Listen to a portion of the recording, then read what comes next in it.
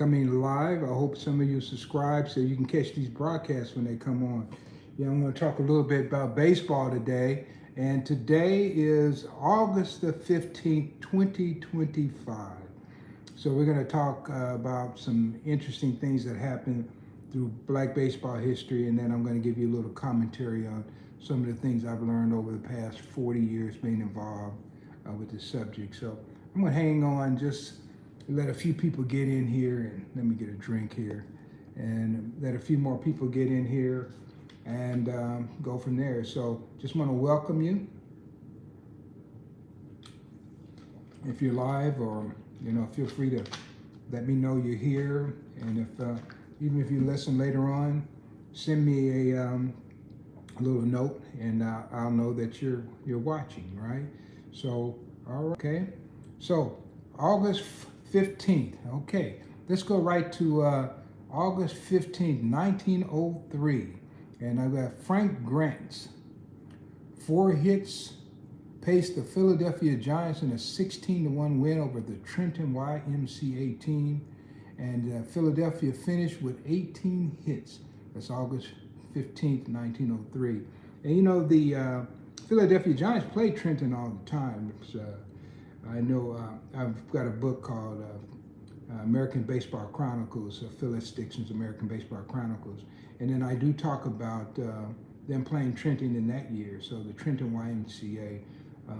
And up in that area, the Philadelphia Giants, even though they were from Philadelphia, and they used Philadelphia in the name, they played very few games in Philadelphia.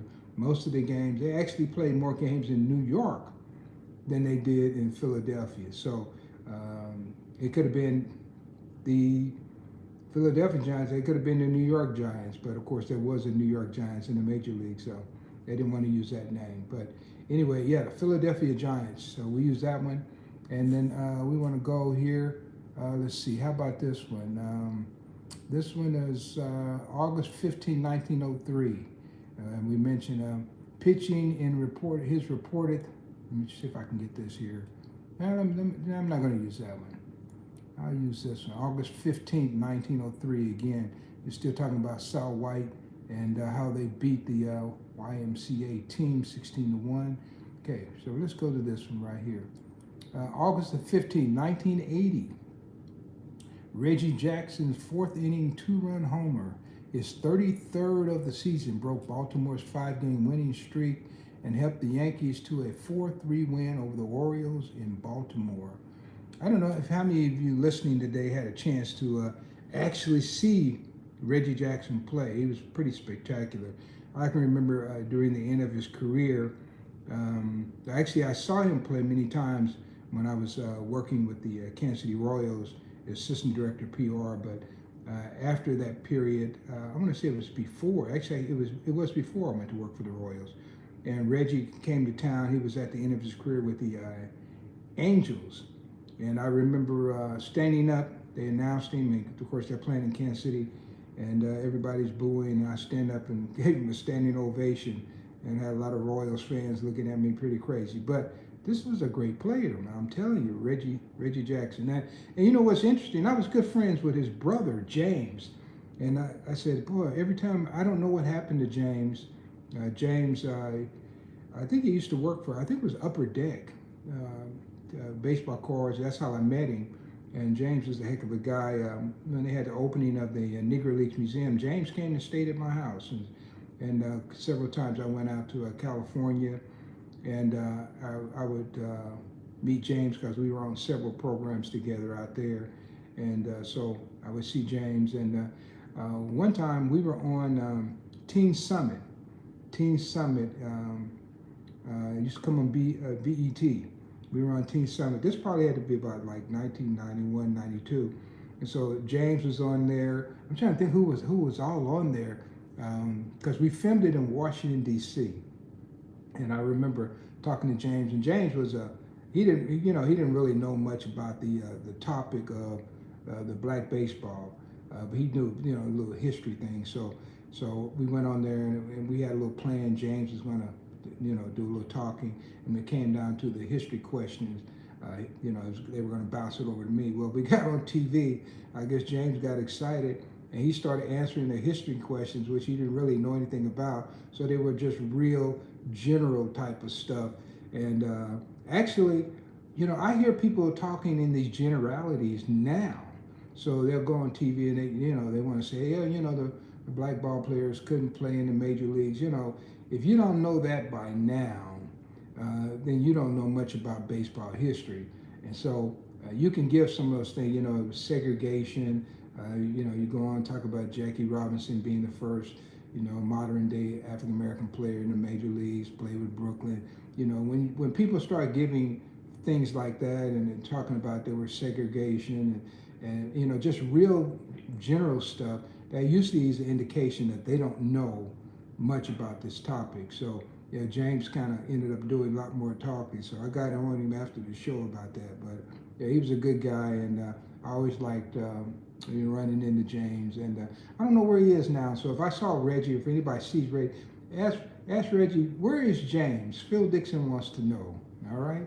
So anyways, Reggie Jackson, and once again, he started off here with Kansas City. He was a bonus baby, and didn't play much in Kansas City because in 1967 they finished the season, and in 1968 they were playing in Oakland. That year, 1968, in the same stadium, I was a kid then, they brought in professional soccer. And so for a year we had to watch soccer, and then of course in 1969 they got the Kansas City Royals, and the rest is history if you're a baseball fan. If you don't know that, you might find that interesting. I might also mention too, when they were just trying to figure out what's going to be the new name of the baseball team, they had a contest and people submitted different names and things like that. And one of the names, of course, they submitted was the Kansas City Royals. And the interesting thing about that name is what they didn't know in Major League Baseball is that the original Kansas City the original Kansas City Royals were an African American team. That was Ben Powell's team, and they were here all during the 20s in Kansas City. So when Kansas City ended up adopting that name, not knowing that they had adopted a name that was actually a African American team. Now they weren't professional; they were semi-professionals, but they played around Kansas City. Frank Duncan played for them. I'm trying to think who else played. Chappie Gray, the old catcher, who he had a brief stint in the Negro Leagues. He played for them. Eddie Dwight played for them, Kansas City Royals. And then, of course, later on, George Giles, who ended up coming up with the Kansas City Monarchs in 1927. He also played for the Kansas City Royals. I actually have a photograph with him on the Kansas City Royals in his sign. So anyway, I thought that was great. And somebody's asking a question. They'd like to know your thoughts on Shani Otani compared to the other greats. I will give you that in a moment. Let me get this last little thing here. Let me see if I can find one more fact here for you. August 15th. All right. I'll give you one. August 15, 1904, Charlie Grant, second baseman for the Philadelphia Giants, ripped 2 home runs and a double in a 7-2 victory at Oxford, Pennsylvania. Okay, let's talk about Charlie Grant. Now, most people know about Charlie Grant is Charlie Tokuhama, and that was the story that made the rounds. Lee Allen, who wrote a book way back about the American League, he was the first one to really bring that story out, and how John McGraw, who was at that time managing the Baltimore Orioles, wanted to sneak Charlie Grant in as a Native American because he looked like what we thought, the Native Americans looked like. And so he tried to sneak him in, and of course they got to Chicago, and Grant really never got to play a game, but not a league game. But when he came to Chicago, all of these black fans were out there giving him celebrations at the park. And Charles Comiskey wanted to know why these black people are celebrating this, quote, Native American. Turns out that Charlie Grant was well known in that area, having played with the Columbia Giants, 1899, had played with the Patriots Giants. And so anyway, he figured out, hey, wait a minute, this is no Native American. And Charlie Grant, one of the premier power hitting second baseman. Doesn't get any credit whatsoever.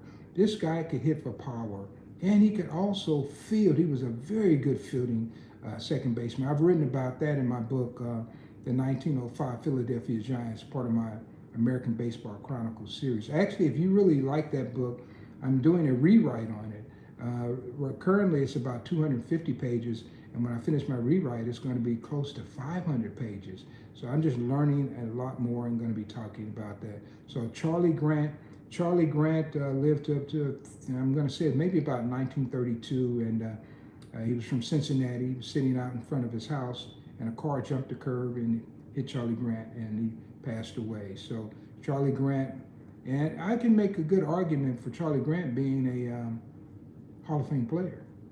Yeah, I can make a really good argument. This guy was a stellar fielder, outstanding. So anyway, and then I'm going to give one last one. August 15, 1902, and this was pitching for Otsego, Michigan. Andrew Rube Foster. He wasn't Rube at that time, but he was later on would become Andrew Rube Foster. He struck out 13 of the Kalamazoo Independents in Otsego and won 2-1. And let's see, did anything else I put in there? Let's see. He finished with the 5-hitter and did not issue any free passes. So most people who will follow this live will know something about Andrew Rube Foster. Now, one thing I would tell you, he played in that Michigan that particular year, 1902, and he never played for another integrated team. That was the only year. He came out of Texas and played with the Waco Yellow Jackets, ended up going to Chicago, playing with the Union Giants, and which was Frank Leland's team. And then from there, he didn't finish the season. He couldn't get along with some of the players, and the guy had bought him up. Dave Wyatt was the one who had seen him down in Texas, and he was the one who paid Rube Foster's fare to come north.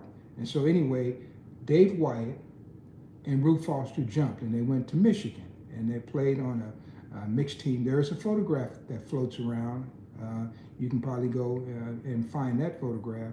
And Rube and Dave Wyatt are on the team, and they were the only ones of the brethren on the team in 1902. And Rube never played for another integrated team for the rest of his career. And of course, later on, he becomes first president of the Negro National League, and the rest is history. He's a Hall of Famer. He is in the Baseball Hall of Fame, and so many times I talk about the travesty of putting him in the Hall of Fame as an executive.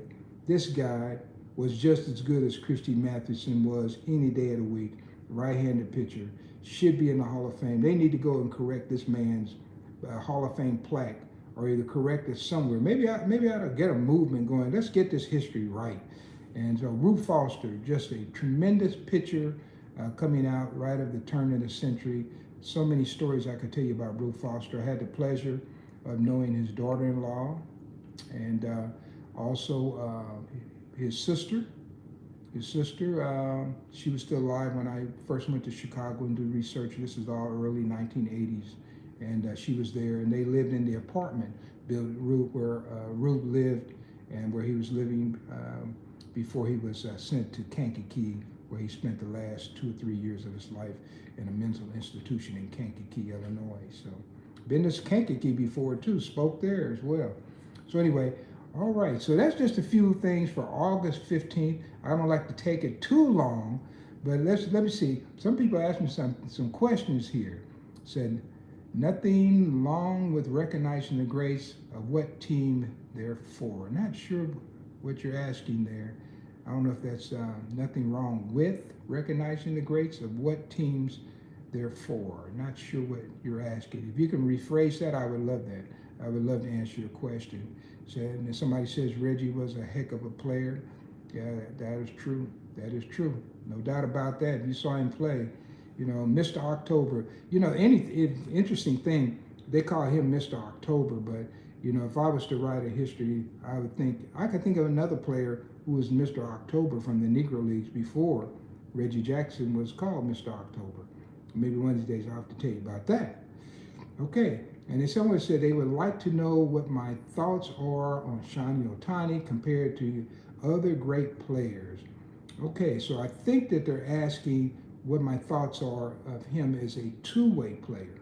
Well, he's a great player, no doubt about it. Not a great player. He's, you can't take anything away from Shohei Ohtani. He's doing a great job. He's filling the stands. People want to see him. He's doing great. If I was to compare him, I know a lot of people want to compare him to Babe Ruth because they just don't know anything to compare him to. But if I was to compare him to some of the guys in the Negro Leagues who actually had a lot of great two-way players, one of my favorite, and I think is the all-time greatest two-way player that ever lived, and that's Wilber Bullet Rogan. And just so happened, you could say I'm a little partial to Bullet Rogan because Bullet Rogan, he moved from Oklahoma and moved to my hometown of Kansas City, Kansas. And I've written a book on Bullet Rogan. And of course, I knew people who actually knew Rogan, who grew up with his brother Willard. And I knew people in the community, his stepmother, Ophelia. His father, when he came to Kansas City, got remarried again. His stepmother, Ophelia, is buried in the same cemetery as my grandparents. So I have a lot of connections to Wilber Rogan. However, that aside, Rogan was a great pitcher. He won more games than Babe Ruth as a starting pitcher. He was a righty. Ruth was a lefty, of course. He won more games. Ruth, he had 714 home runs in regular season in the major leagues. That's quite an accomplishment. But if you take the exhibition games and the league games in the Negro Leagues, I've been able to find over 400 home runs that Rogan hit. Many times Rogan hit a home run, pitch a shutout, and practically win his own baseball game. And then Rogan had more speed. Rogan would actually be what you call a 10-second man. He could run the 100-yard dash in less than 10 seconds. And I like to joke and say, Babe Ruth couldn't do that. So Shohei Ohtani's done some things with speed as well. So I would think that he's going to be closer to maybe a Bullet Rogan. But then at the same time, you can't rule out Martin Diego, who was another outstanding player. And then if I want to go back, I could even make a good argument for Ruth Foster being a great two-way player early in his career. There are times he was the Philadelphia Giants, and this guy had to play right field, and because they only they didn't carry generally a regular right fielder, they would use a pitcher on his off day, and he would play right field. And so Rube played the outfield many times, and he was a darn good hitter. But Rogan hit for power, and Shohei Ohtani hits for power. Babe Ruth hit for power. So that would be my take on those players. If you want to learn more about Wilber Bullet Rogan, you have to go get my book as Wilber Bullet Rogan and the Kansas City Monarchs. It's a good book, and I really go deep.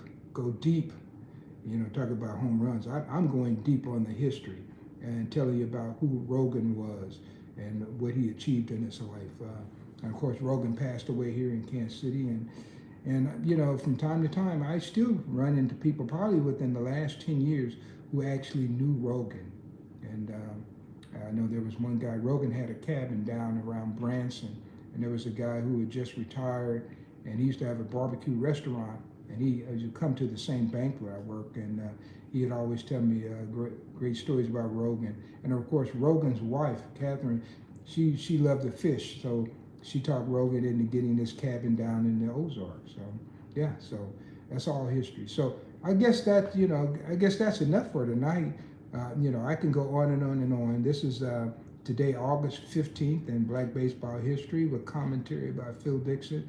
And if you like this and you want to hear more, feel free to like and share, and tell other people who are baseball fans who might want to know more. And by all means, one of these days I might open up and just take your questions. But I'm just kind of growing now, so we don't have enough people, I don't think, to do that. But I would love to do that and let you just fire your questions and test my knowledge. So thank you, guys. I'm gonna go ahead and sign off. I do appreciate you, and David Campos, thank you for that question. And there's something, Seething Andy, that's a pretty unique name. And then Israel, David. I appreciate you guys coming in here. And there's somebody, one more person. Let's see. Let's see. Hoko. I don't know. Look like that may be, you know, maybe an Asian name. Can't tell. But anyway, thank you guys. So I could pronounce those names. I hate to do that, but I do want to thank you for calling and chiming in. So thank you very much, guys, and you have a nice day. And this is Phil Dixon, and signing off. You have a nice day, and enjoy your weekend. Go Major League Baseball.